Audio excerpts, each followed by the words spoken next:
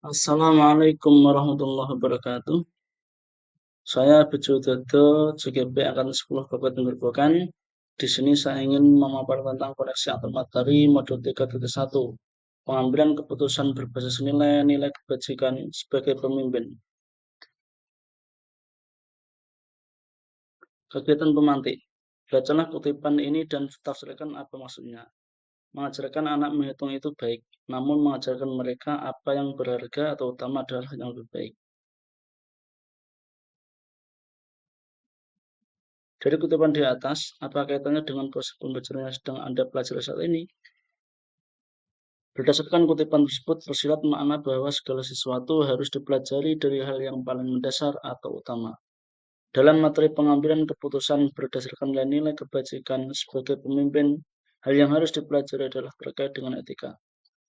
Etika akan menjadi dasar dalam mengambil keputusan karena berasal dari nilai-nilai kebajikan universal. Selain nilai kebajikan, dasar dari pengambilan keputusan adalah berpihak pada murid dan harus bertanggung jawab.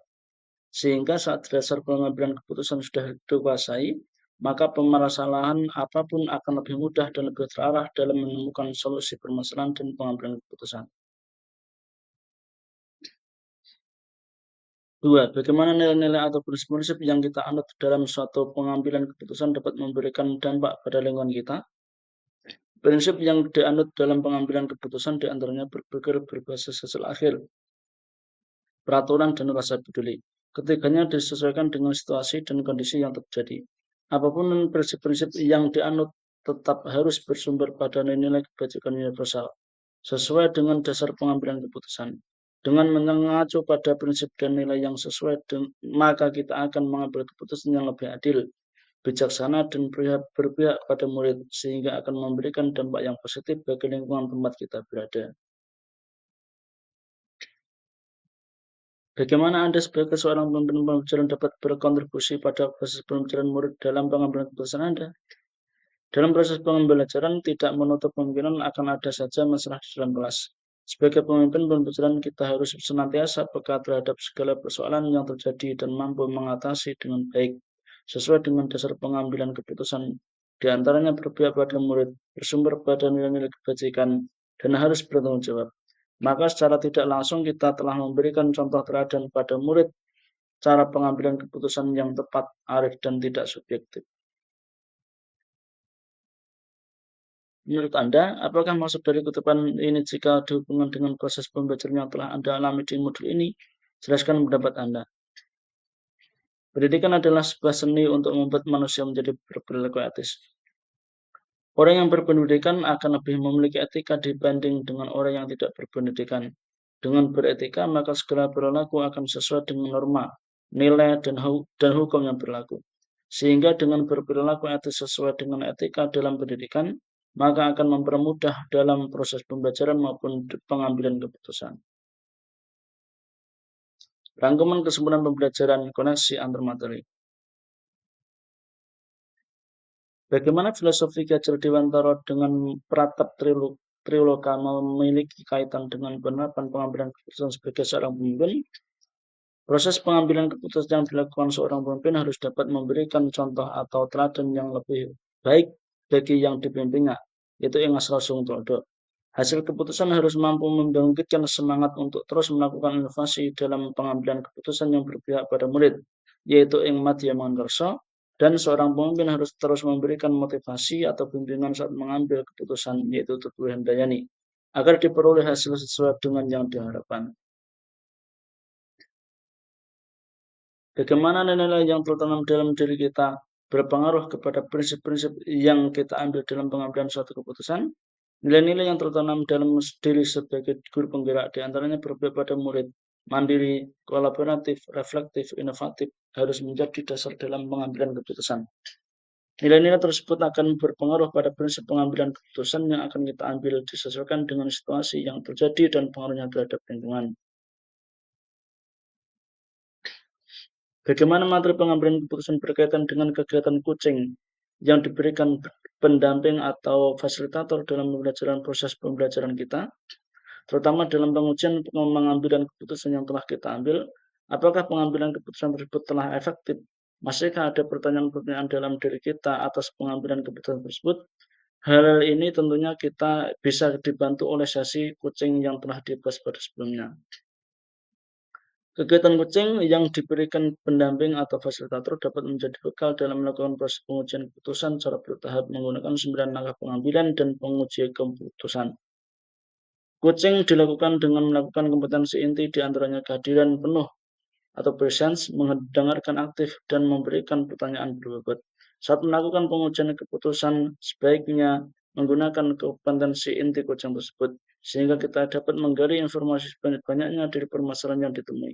Pengambilan keputusan melalui 9 langkah pengujian akan efektif jika diimbangi dengan pendekatan coaching dan dilakukan dengan kolaboratif dengan berbagai pihak.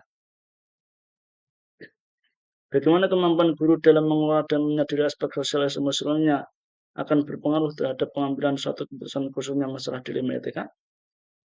Guru yang memiliki kemampuan dan mengelola dan menyadari aspek sosial emosionalnya akan memiliki kesadaran diri untuk memahami perasaan, emosi, dan nilai diri sendiri.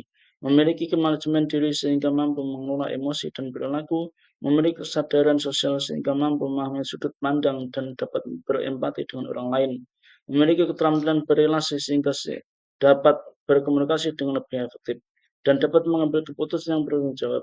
Masalah yang terkait dengan dilema etika akan diselesaikan dengan kepala dingin dan hati yang tenang, sehingga pengambilan keputusan dapat berjalan sesuai dengan langkah yang sistematis. Bagaimana pembahasan studi kasus yang fokus pada masalah moral atau etika kembali kepada nilai yang dianut seorang pendidik? Studi kasus yang berkaitan dengan moral atau etika harus didasari dengan nilai-nilai yang dianut seorang pendidik berupa nilai-nilai kebijakan universal diantaranya keselamatan, keadilan, tanggung jawab, kejujuran, rasa syukur, lurus hati, dan lain-lain. Dilema etika harus dianalisis dengan menggunakan 9 langkah pengujian dan pengambilan keputusan dengan didasari oleh nilai-nilai kebajikan tersebut. Bagaimana pengambilan keputusan yang tepat tentunya berdampak pada terciptanya lingkungan yang positif, kondusif, aman, dan nyaman. Pengambilan keputusan yang tepat harus dilakukan dengan cara yang tepat pula, disesuaikan dengan situasi yang terjadi dengan berlandaskan pada nilai-nilai kebajikan universal. Saat keputusan yang diambil sudah tepat, maka akan tercipta lingkungan yang positif, kondusif, aman, dan nyaman. Tidak ada pihak yang merasa dirugikan, semua akan mendapat solusi atas permasalahan yang dihadapi. Apakah tantangan-tantangan di lingkungan Anda untuk dapat menjalankan pengambilan keputusan terhadap kasus dilema etika ini? Adakah kaitannya dengan perubahan paradigma di lingkungan Anda? Tantangan yang ada di lingkungan saya antara lain masih kentalnya kebiasaan atau budaya yang dilakukan secara turun-temurun saat mengambil keputusan sulit untuk lepas dari kebiasaan tersebut sehingga keputusan yang diambil tidak relevan. Perlu adanya perubahan paradigma sehingga akan menghasilkan sebuah keputusan yang dapat dipertanggungjawabkan kebenarannya. Apakah pengaruh pengambilan keputusan yang kita ambil ini dengan pengajaran yang memerdekakan murid-murid kita? Bagaimana kita memutuskan pembelajaran yang tepat untuk potensi murid kita yang berbeda-beda? Pengambilan keputusan yang kita ambil harus berpihak pada murid. Dalam pembelajaran, salah satu strategi agar berpihak pada murid adalah menggunakan pembelajaran berdiferensi. Pembelajaran berdiferensi dapat memenuhi kebutuhan belajar murid sesuai dengan kesiapan belajar, minat, dan profil belajar murid sehingga akan tercipta merdeka belajar sesuai dengan potensinya yang berbeda-beda. Bagaimana seorang pemimpin pembelajaran dalam mengambil keputusan dapat mempengaruhi kehidupan atau masa depan murid-muridnya? Dalam mengambil keputusan, seorang pemimpin harus mempertimbangkan berbagai macam kemungkinan yang terjadi, termasuk menyangkut masa depan murid. Oleh karena itu, perlu kehati-hatian dalam mengambil keputusan dengan melakukan pengujian sesuai dengan langkah-langkah yang sistematis, disesuaikan dengan paradigma dan prinsip yang tepat. Apakah kesimpulan akhir yang dapat Anda tarik dari pembelajaran modul materi ini dan berkaitannya dengan modul sebelumnya? Pengambilan keputusan haruslah dijiwai dengan filosofi Gajah Dewantara, berpegang teguh pada nilai guru penggerak yang salah satunya berubah pada murid dengan berlandaskan pada nilai-nilai kebijakan universal. Keputusan yang diambil harus mempertimbangkan berbagai hal termasuk masa depan murid. Pengambilan keputusan berpengaruh pada pengajaran yang memerdekakan murid karena disesuaikan dengan potensinya masing-masing. Seorang pemimpin harusnya memiliki kompetensi sosial dan emosional agar dapat mengambil keputusan dengan penuh kesadaran diri, mampu mengelola emosi dan mengambil keputusan yang bertanggung jawab. Saat proses pengujian keputusan diperlukan teknik coaching agar dapat menggali informasi banyak-banyaknya untuk mengambil keputusan. Sejauh mana pemahaman Anda tentang konsep yang telah Anda pelajari di modul ini, yaitu dilema etika dan rujukan moral, 4 paradigma pengambilan keputusan, 3 prinsip pengambilan keputusan, dan 9 langkah pengambilan dan pengujian keputusan. Adakah hal yang menurut Anda di luar dugaan? Perbedaan mendasar antara dilema etika dengan rujukan moral dapat dilihat dari kedua pilihan kasusnya. Jika kedua pilihan sama-sama benar, maka termasuk dilema etika, namun jika salah satu benar dan yang satu salah, termasuk rujukan moral. Terdapat 4 paradigma dilema etika antara lain individu vs kelompok, rasa keadilan vs rasa kasihan, kebenaran vs kesetiaan, dan jangka pendek vs jangka panjang. Terdapat 3 prinsip dalam pengambilan keputusan, yaitu berpikir berbasis hasil akhir, berpikir berbasis peraturan, dan berpikir berbasis rasa peduli. 9 langkah pengambilan keputusan diantaranya mengenali nilai yang bertentangan, menentukan siapa yang terlibat, mengumpulkan fakta yang relevan, pengujian benar atau salah, pengujian paradigma benar vs benar, melakukan prinsip revolusi, investigasi opsi terima, buat keputusan, lihat lagi keputusan, dan merefleksikan. Hal yang di luar dugaan adalah dalam melakukan pengambilan keputusan memiliki keterkaitan dengan modul lain yang dipelajari sebelumnya. Sebelum mempelajari modul ini, pernahkah Anda menerapkan pengambilan keputusan sebagai pemimpin dalam situasi moral dilema? Bila mana pernah, apa bedanya dengan yang Anda pelajari di modul ini? Pernah. Namun sebelumnya saya tidak mengetahui adanya tahapan dalam pengujian dan pengambilan keputusan, sehingga keputusan langsung diambil tanpa mempertimbangkan hal-hal lain yang mungkin terjadi. Saat mempelajari modul ini, ternyata sebelum mengambil keputusan perlu adanya penentuan paradigma, prinsip, dan menjalankan 9 langkah pengujian dan pengambilan keputusan terlebih dahulu dengan dasar nilai kebajikan, berpihak pada murid, dan bertanggung jawab. Bagaimana dampak mempelajari modul ini bagi Anda? Perubahan apa yang terjadi pada Anda dalam mempelajari keputusan sebelum dan sudah mengikuti pembelajaran modul ini?